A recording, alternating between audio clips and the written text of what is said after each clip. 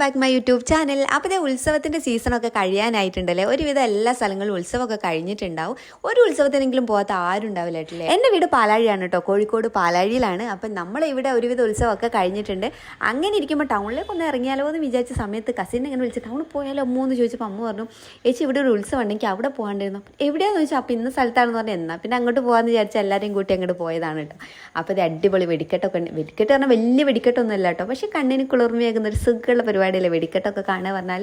മോൻ ഭയങ്കര കരച്ചിലായിരുന്നു കേട്ടോ. മോന് വെടിക്കെട്ട് പറഞ്ഞാൽ ഭയങ്കര പേടിയാണ്. ചിറയിൽ ശ്രീ ശിവഭഗവതി ക്ഷേത്രം എന്നാണ് കേട്ടോ അമ്പലത്തിൻ്റെ പേര്. അപ്പോൾ ഇത് ഇവിടെ കുറേ സ്റ്റാളുകളൊക്കെ ഉണ്ടായിരുന്നു. മക്കൾക്ക് സാധനമൊക്കെ വാങ്ങിക്കൊടുക്കുകയാണ്.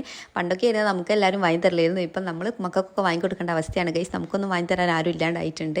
അപ്പോൾ അവിടെ അമ്പലവുമായി ബന്ധപ്പെട്ട ഒരു നാടകമൊക്കെ ഉണ്ടായിരുന്നു കേട്ടോ. ഇതാണ് അമ്പലം. നല്ല ഭംഗി ഉണ്ടായിരുന്നു കേട്ടോ. ആ ഒരു വ്യൂ കാണാൻ വേണ്ടിയിട്ട് കാടൊക്കെ മൂടിക്കിടന്നിട്ട് അതിൻ്റെ നടുവിൽ ഇങ്ങനെ അമ്പലമൊക്കെ ആയിട്ട് നല്ല രസമായിരുന്നു കേട്ടോ കാണാൻ.